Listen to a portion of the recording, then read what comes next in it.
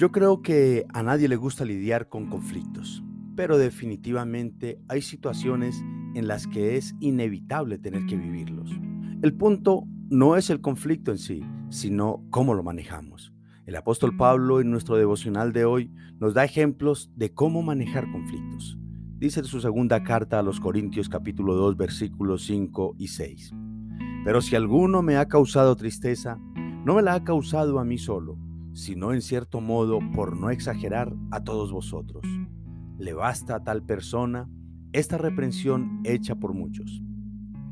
De nuevo nos encontramos ante un pasaje que hace eco de los problemas y disgustos que se presentaban en la iglesia de Corinto. Todo indica que cuando Pablo visitó la iglesia, tuvo enfrentamientos con algunos líderes que se oponían al apóstol, pero aparentemente hubo uno que sobresalió en su desacuerdo con Pablo. No se sabe a ciencia cierta quién fue esta persona que ofendió tan fuertemente al apóstol, pero lo que sí es claro es que el liderazgo de la iglesia tomó cartas en el asunto y le impusieron una fuerte sanción disciplinaria al ofensor. Pero observemos algo interesante. Según estas palabras de Pablo, queda claro que toda la iglesia reaccionó contra el hombre que lo ofendió. Lo que este hombre había hecho o dicho contra el apóstol le dolió a toda la congregación, porque aunque la iglesia de Corinto era inmadura, conformada por personas naturales, no muy espirituales, ellos sabían lo que estaba mal y lo que estaba bien. No se había perdido el discernimiento totalmente.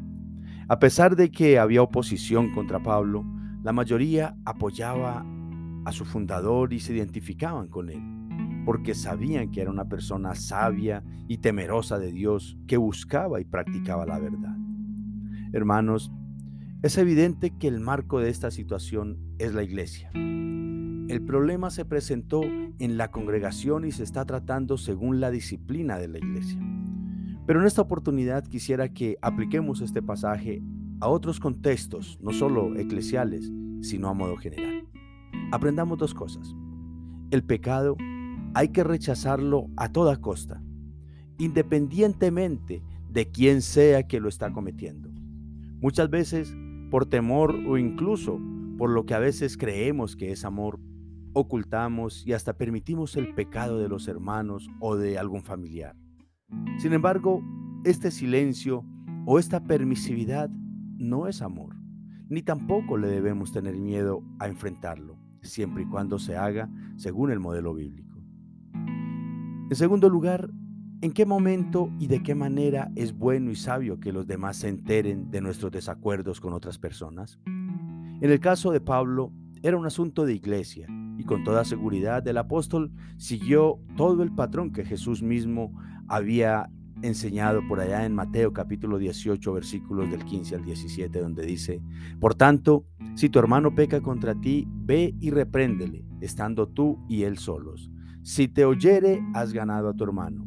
Mas si no te oyere, toma aún contigo a uno o dos, para que en boca de dos o tres testigos conste toda palabra.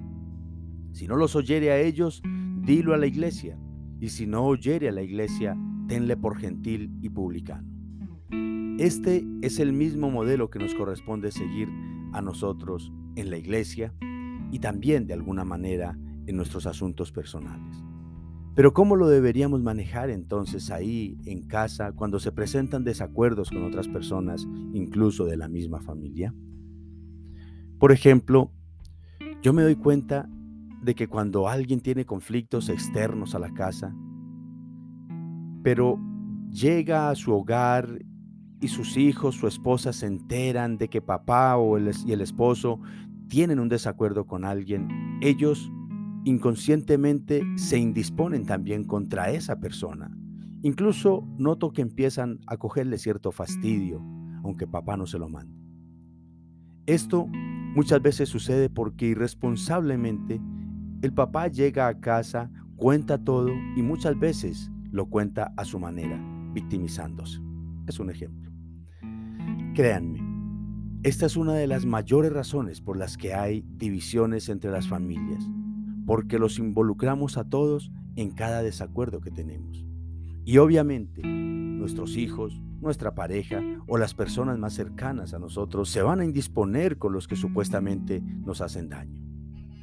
Así que, amados, es importante evitar los conflictos, pero el día que se presenten, aprendamos a manejarlos con sabiduría y con prudencia, para no ser destructivos y causar dolor más todavía del que el mismo conflicto en sí ya nos ha acarreado.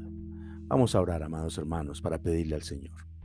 Amado Dios, Señor de paz y misericordia, hoy, con humildad y mansedumbre, te pedimos perdón, porque en muchas ocasiones hemos sido irresponsables y, ¿por qué no reconocerlo?, malintencionados en el momento de enfrentar conflictos en la iglesia o en la casa. Te rogamos, Señor, que sane los corazones que hemos dañado y sanes también el nuestro de las heridas que nos han causado. Ayúdanos, Señor, a ser sabios y prudentes a la hora de lidiar con las situaciones conflictivas que se presenten. Te lo pedimos, oh Dios, en el nombre de Cristo Jesús. Amén y amén.